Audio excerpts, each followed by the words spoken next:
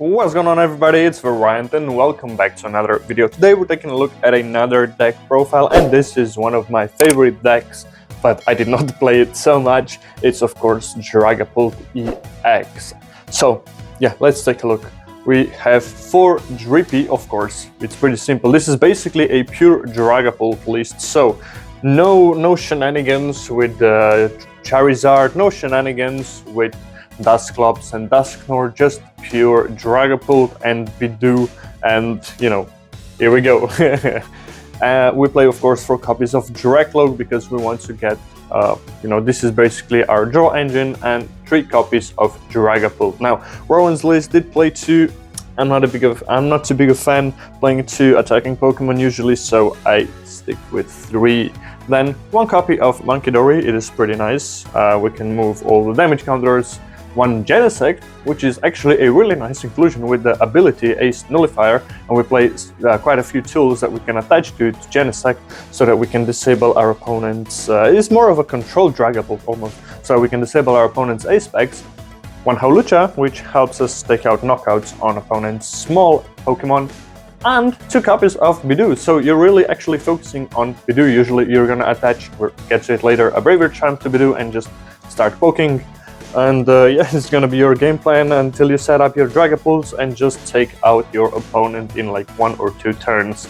Then, of course, Sensitivity, your small guys will get knocked out a lot, so you'll be able to utilize it quite a lot. And of course, Ursaluna to take the last KO. Now, moving on to the supporters, we of course play 4 copies of Arven. This is a heavily Arven-based engine. We play no Crispin shenanigans in this one, which is actually pretty interesting because most of the lists usually play 1 or 2. This plays actually 0, but we'll get to that later.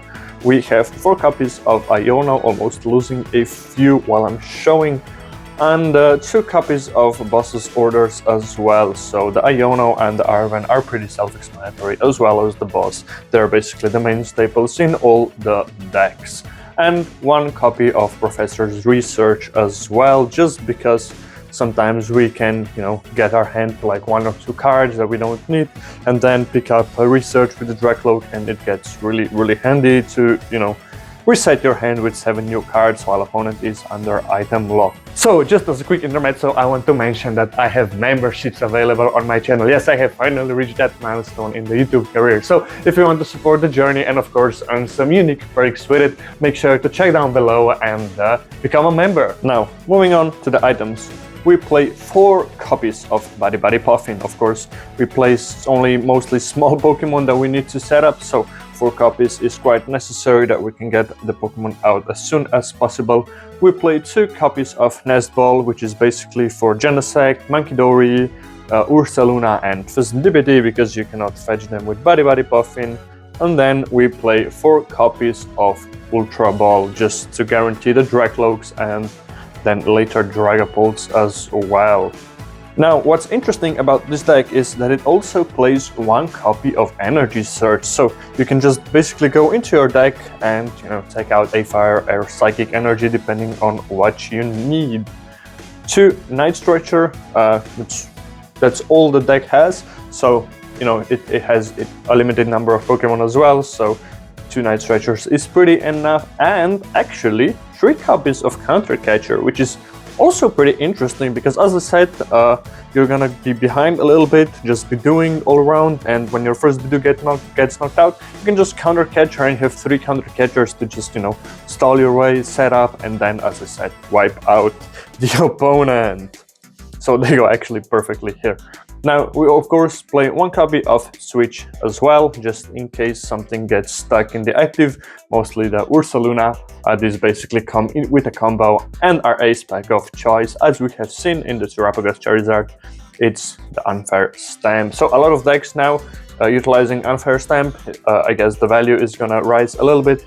And yeah, we move on to some tools, because this is basically a heavily based Arven engine, so we need a few tools to have the most usage of Arven. So we play 1 Rescue Board, we play 1 TM Evolution, so sometimes you're gonna be able to just pick up Energy Surge and TM Evolution with Arven and just evolve your Pokemon straight away if you go second. Then interestingly, you play one Defiance Band as well, because you're going to be behind on prizes most of the time, so your Dragapult will actually most of the time be swinging for knockouts into like all the basics for 230. We play one copy of Bravery Charm. As I mentioned before, you usually stick that to Budew and just, you know, have it alive for a while. One copy of Experience Share. This is what helps our energy acceleration going. Well, not acceleration, but once you set up the first Dragapult, if it gets knocked out, the second one has the XP share. Like one of the Draglook has the XP share attached, and the energy just moves. And you only need one energy to attack. Then, because we do not play Crystal or Crispin, so yeah. One Artisan as well, which helps you fetch all the baby Pokemon out. And also Munkidori and Genesect.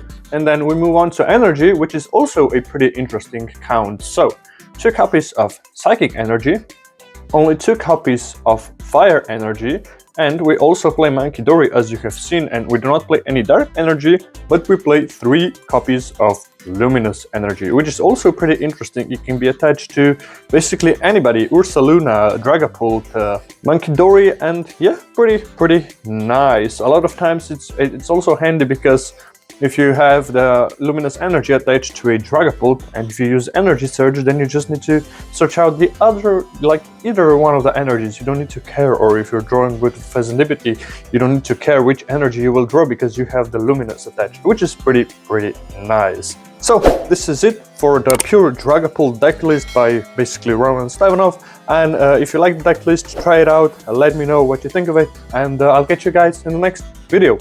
Goodbye!